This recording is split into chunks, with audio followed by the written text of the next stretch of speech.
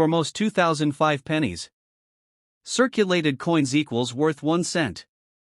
Uncirculated coins equals worth a few cents to $1. Proof-like coins from mint sets equals $1 to $3 range. Major errors or rare varieties equals potentially $10 to $100 or more.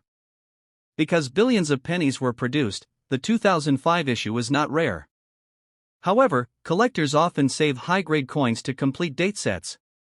When Canada eliminated the penny in 2012, interest in older pennies briefly increased.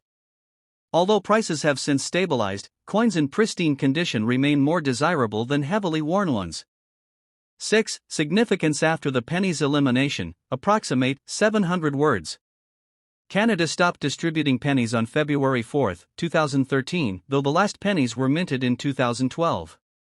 The decision saved taxpayers millions of dollars annually, as production costs had reached about 1.6 cents per penny.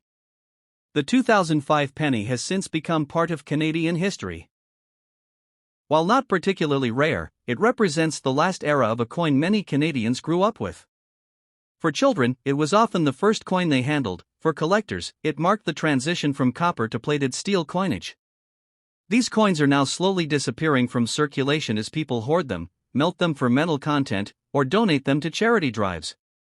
Even common dates like 2005 have sentimental value to many Canadians. 7. Interesting facts and trivia, approximate 500 words.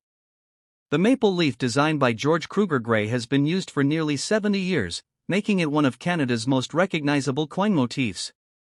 The 2005 penny's steel core makes it magnetic, unlike older copper pennies. Although the coin is no longer made, it is still legal tender in Canada. Stores can accept it, though most round cash totals to the nearest 5 cents. Collectors often look for shiny red examples, meaning coins that retain their original copper color without turning brown. Some Canadians believe pennies bring luck, especially when found heads up. Conclusion, approximate 300 words. The 2005 Canadian 1 cent coin is small, common, and modest in value. Yet it carries an important legacy. It embodies Canada's heritage, its evolving minting technology, and the practical decision to modernize its currency system. Whether tucked away in a drawer, added to a coin collection, or remembered as the last penny many Canadians used, this coin is a little piece of history. While most examples are only worth face value, collectors treasure pristine coins, rare errors, and proof-like issues. The 2005 penny is part of the closing chapter of Canada's iconic 1 cent coin, making it a worthy addition to any Canadian coin collection, even if just for nostalgia. Coins often tell a story far greater than their monetary value. The Canadian 1 cent coin of 2005 is a small copper-plated steel disc, but behind its simple appearance lies a rich history tied to Canada's economy, identity, and the evolution of its currency. Although its face value is only a single cent, it represents over a century of coinage tradition, changes in metal composition, and even a reflection of Canada's shift away from the penny altogether in later years. The 2005 Canadian penny belongs to the final era of this coin's existence before its discontinuation in 2012. By 2005, the penny was no longer made from solid copper. Rising metal prices had long made pure copper coins uneconomical, leading the Royal Canadian Mint to change its composition to a steel core plated with copper. This change reduced production costs while maintaining the coin's familiar reddish-brown color. Despite being a common circulation coin, the 2005 penny attracts the attention of collectors. Some pennies from this year have minting errors or unique characteristics that make them worth more than just a cent. Even ordinary examples serve as nostalgic reminders of Canada's smallest denomination coin, once so widespread that it was found in every pocket, drawer, and coin jar. This script will explore everything about the 2005 Canadian 1 cent coin, its historical background, design details, production numbers, minting process, varieties, errors, market value, and significance to collectors and historians. We'll also look at how Canada eventually decided to phase out the penny and what that means for coins like the 2005 issue. 1. Historical background of the Canadian cent, approximate 800 words. The Canadian 1 cent coin dates back to 1858, when the province of Canada, before Confederation, issued its first cents. These early coins were made of bronze and were much larger than modern pennies. After Canada officially became a country in 1867, the Dominion continued producing 1-cent coins, gradually reducing their size to make them more practical. By the 20th century, the Canadian cent had become an essential part of everyday commerce. For decades, it was struck from nearly pure copper, but economic factors gradually changed this. Rising copper prices in the late 20th century made producing copper coins more expensive than their face value. To solve this, the Royal Canadian Mint introduced a plated coin, a steel core covered with copper to give the traditional appearance but at a much lower cost. In 1997, the composition shifted from bronze to copper-plated zinc, and in 2000, it changed again to copper-plated steel. The 2005 penny is part of this steel core era. By this time, Canada was also considering whether to keep the penny at all. The coin's value had eroded so much from inflation that producing and distributing it cost more than 1 cent, leading to the decision to phase it out completely in 2012.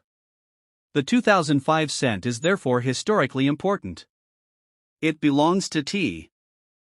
The Royal Canadian Mint, RCM, is recognized worldwide for its innovation in coin production. By 2005, the Mint had perfected multiply plating technology, a process that deposits thin layers of metal onto a steel core. This method allows for extremely precise control over the coin's weight, color, and durability. For the penny, a steel blank was first punched from large coils of rolled steel. The blanks were cleaned and then electroplated with several thin layers of copper to give the coin its classic red appearance. The result was a coin that looked like a solid copper piece but cost far less to produce. This technology also provided extra resistance to wear and corrosion compared to older bronze pennies. The Mint used high-speed presses capable of striking hundreds of coins per minute, with computer systems constantly monitoring for imperfections. Laser-engraved dies improved the sharpness of design details, giving coins a clean, modern look even under magnification.